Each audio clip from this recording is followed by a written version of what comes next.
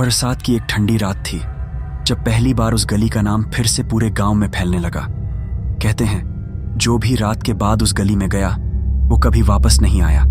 लेकिन अजीब बात यह थी, गांव में किसी ने उस गली को बंद करने की कोशिश तक नहीं की। जैसे सबको पता था कि वहां कुछ है और उसे छेड़ना नहीं चाहिए। रवि कई साल बाद अपने गांव लौटा था। शहर में रहते रहते उसे गांव की पुरानी बातें सिर्फ अंधविश्वास लगने लगी थीं।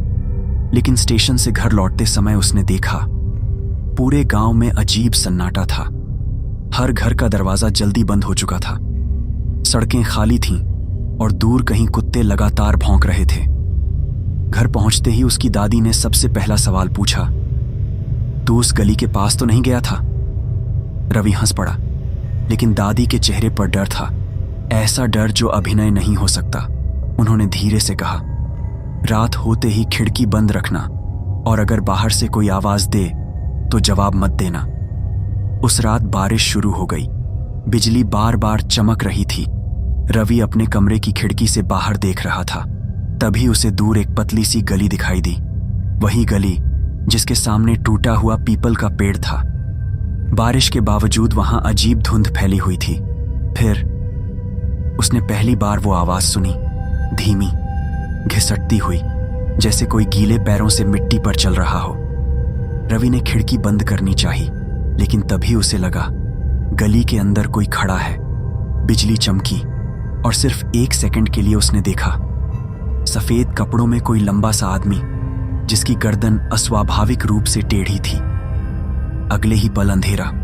सुबह रवि ने गांव वालों से उस गली के बारे में पूछा, लेकिन हर बार लोग बात बदल देते। सिर्फ एक बूढ़े आदमी ने धीरे से कहा, पहले वहां घर थे, फिर लोग गायब होने लगे एक एक करके, और एक रात पूरी गली खाली हो गई। लेकिन लोग गए कहां? बूढ़ा आदमी कुछ सेकंड चुप रहा, फिर बोला, कभी कभी रात को उनकी आवाजें आज भी आती हैं। उस शाम रवि ने तय किया कि वो सच पता लगाएगा। गांव के कुछ लड़कों ने उसे रोका, लेकिन जिज्ञासा डर से बड़ी हो चुकी थी। रात के ठीक 12 बजे वो टॉर्च लेकर उस गली की तरफ बढ़ा। जैसे जैसे वो करीब पहुंच रहा था, हवा ठंडी होती जा रही थी। आसपास के सारे घर बंद थे, लेकिन गली के अंदर से धीमी फुसफुसाहटें आ रही थीं। ऐसा लग रहा था जैसे कई लोग एक साथ बहुत धीमे स्वर में बात कर रहे हों। रवि ने टॉर्च अंदर डाली। गली उम्मीद से ज्यादा लंबी थी, और सबसे अजीब बात, उसे याद नहीं था कि गांव में इतनी लंबी कोई गली थी। दीवारों पर काली नमी फैली हुई थी। कुछ दरवाजों पर पुराने हाथों के निशान थे, जैसे किसी ने बाहर निकलने की कोशिश की हो।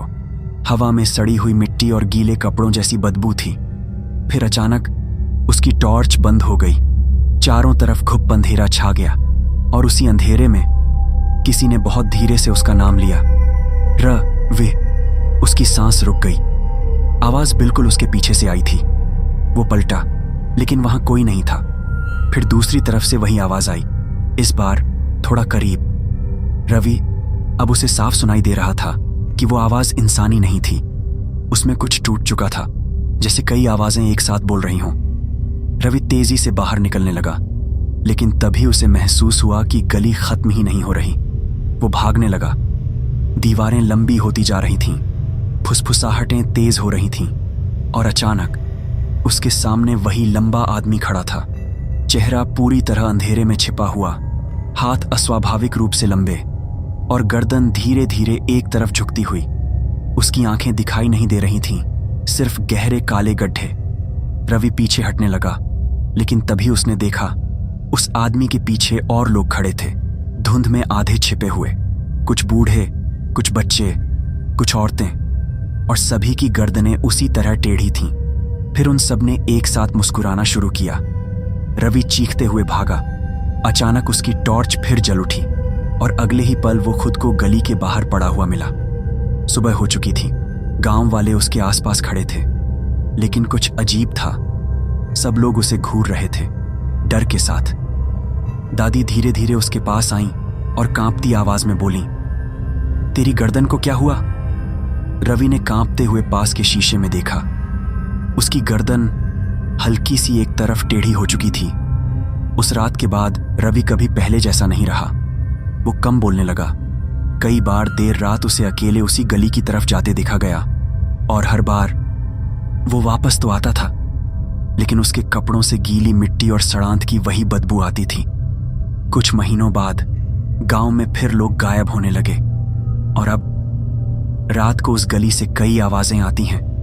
उनमें से एक आवाज रवि की भी है।